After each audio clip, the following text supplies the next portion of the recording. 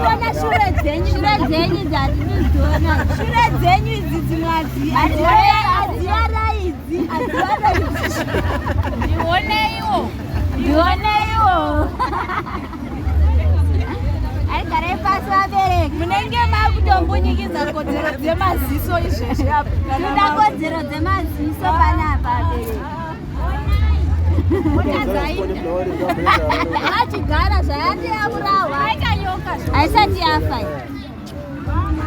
Ndochigarira ivo pasi.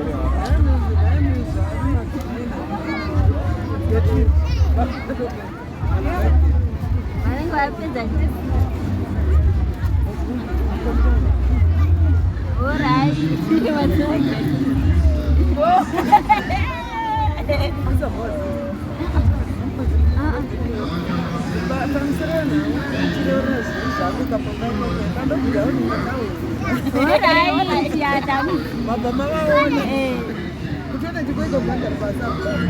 sungai mabhaudo vakomana. Hanzi nyoka yafa. Ngatigare pasi vabereki. Ngatigare pasi vabereki.